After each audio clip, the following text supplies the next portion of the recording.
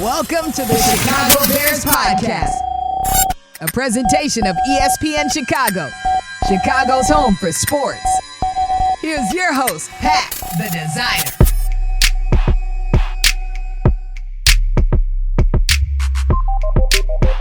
The Chicago Bears are interested in a lot of free agents per Coach Flus. He talked about how the Bears are keeping their eyes open all the way till, the start of the season.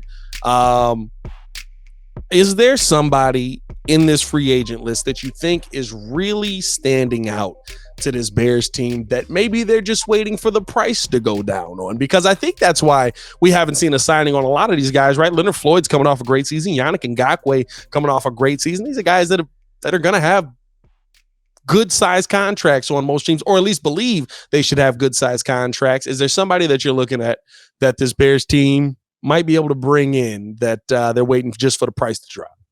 Yeah, and I think tomorrow is June 1st, so that's a big, that's a huge one. So there's going to be a lot more free agents available, a lot of veteran players who play at a high level in this league who will be appealing to the Bears. And like Coach Lou said, and they're always going to look to improve their roster, in terms of guys who can come in, guys who are fit within their scheme, and guys that can help elevate this team, week in and week out on Sunday. So they're going to always scour that free agent wire. They're always going to look to, find guys who are available.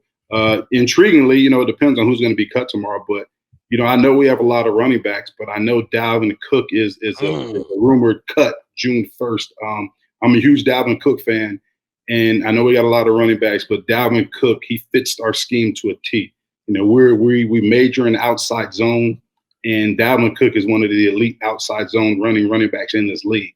He has he has the skill set to really excel running the outside zone scheme.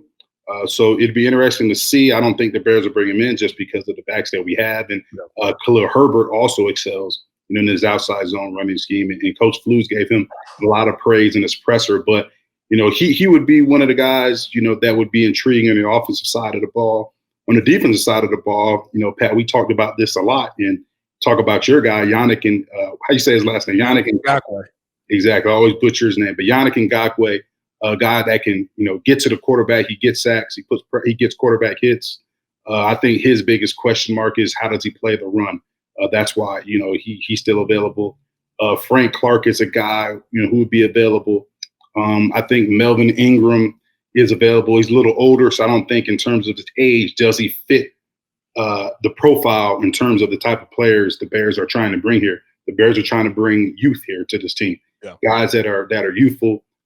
And Melvin Ingram's he's on the opposite side of 30, so I don't think he's a guy they would consider. But there's a ton of names out there, and then there's always going to be some surprise names that you wouldn't expect to be cut that may be available tomorrow after they make this June 1st cut. So those are some of the guys that's intriguing to me.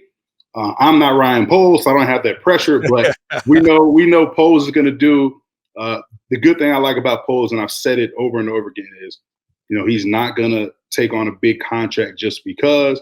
He's always going to put the organization first in terms of setting ourselves up to be competitive year in and year out in terms of the draft, free agency, and things of that nature. So, I think he'll make the right choice, but if there's somebody that's appealing to him, I know he's not going to hesitate to pull the trigger. To me, I look at those June 1st cuts as I like the Dalvin Cook name you brought up. I'm not going to lie. Mm-hmm. Not to say that the Bears are going to go out and get him, because I do think the Bears are feeling that they have the cheaper option of that already, right? Khalil can run the outside scheme. Deontay Foreman can a little bit outside, more so a guy between the tackles. But I think you're covering a lot of different ground with three different guys there, including Roschon Johnson, who might be the guy that apparently can do all of it. But it is interesting to see, okay, is there we're going to go out and get this guy at a discount, even though we have these guys in the room, he still fits this scheme and we can get him for a little of nothing. That makes more sense than not getting him at all. I think there's a couple of guys on there to me that are like that. Yannick Ngakoue, I think, is the one that stands out to me the most, because when I look at him, I don't understand why he's not signed.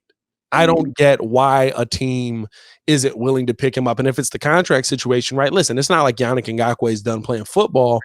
At a certain point, unfortunately, right, the player doesn't have the leverage if everybody's like, we're not bringing you in at that price. You've got to come down to our price.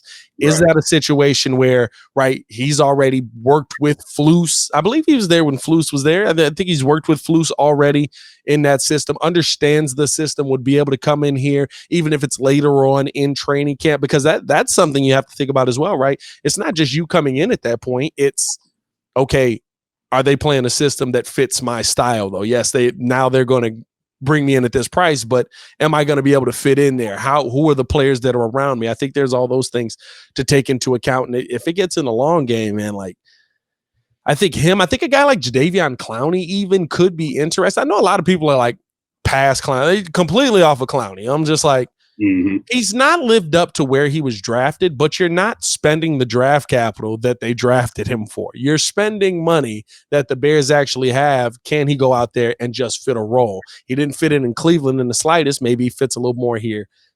Those are the two that I'm kind of looking at. I don't know if there's anything on the offensive side really that gets me excited. You trying to do Ryan Tannehill? Ryan Tannehill probably gone.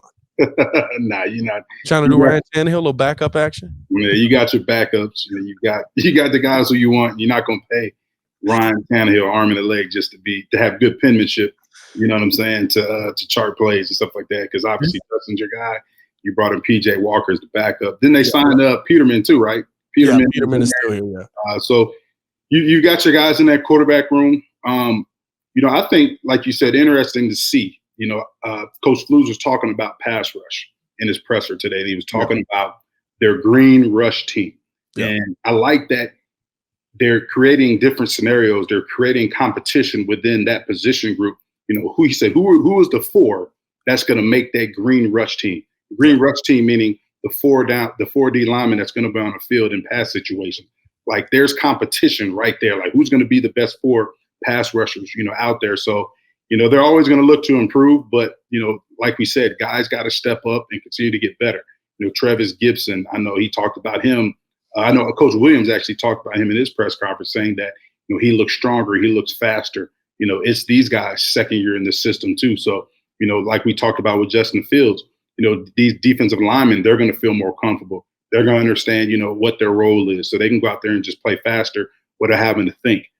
So, we got to get pressure on the quarterback. And he talked about, I know somebody in that presser asked, are there ways that you can generate pressure with when your front four isn't getting pressure? Yeah. And he talked about, you bring secondary pressure, meaning if you bring a safety, corner blitz, or you start blitzing linebackers. Now, the only thing about that is you leave yourself vulnerable on the back end. You know what I'm saying? So it's you obviously you want to get pressure with your front four. This defense is predicated for it.